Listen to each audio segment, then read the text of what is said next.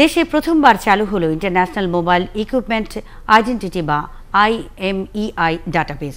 এর মাধ্যমে চুরি যাওয়া মোবাইল ফোন সেট চিরতরে বন্ধ করে দেওয়ার সুবিধা পাবেন গ্রাহকরা।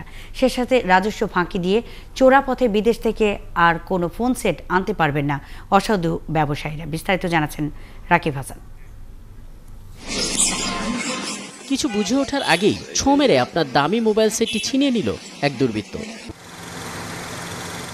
এখন থেকে বন্ধ হবে ফোন ছিনতাইয়ের এমন ঘটনা, কারণ চুরি করা ফোনটি আর কোনো কাজেই লাগবে না। কেবল চুরি ছিনতাই ঠেকানোই নয়, বিদেশ থেকে আনা চোরাই ফোন আর দেশের বাজারে চালানো যাবে না।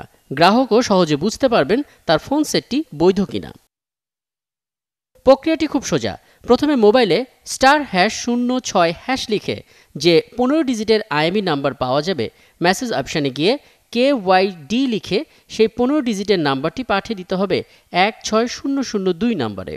ফিরতি SMS-এ জানা যাবে এই ফোনটির তথ্য BTRC তথ্য ভাণ্ডারে আছে কিনা। ডাক, টেলিযোগাযোগ ও তথ্য প্রযুক্তি মন্ত্রী বলছেন, এখন থেকে মোবাইলের মাধ্যমে সব ধরনের অপরাধ দমন করা সহজ হবে। মোবাইল সেট চুরিটাই কেবলমাত্র কিন্তু অপরাধ না, বস্তুতপক্ষে সবচেয়ে বড় বিপদে আমরা যেটাতে পড়ি সেটা হচ্ছে মোবাইল সেট দিয়ে যে ডিজিটাল অপরাধ করা হয় সেই জায়গাটা। আমার এই ডেটাবেস কিন্তু আমাকে সহায়তা করবে।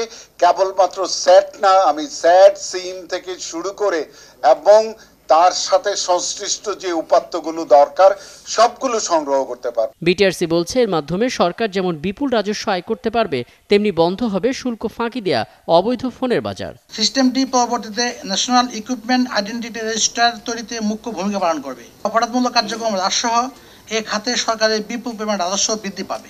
দেশে ব্যবহৃত প্রায় 4 কোটি মোবাইলের IMEI তথ্য জমা আছে BTRC ডাটাবেজে।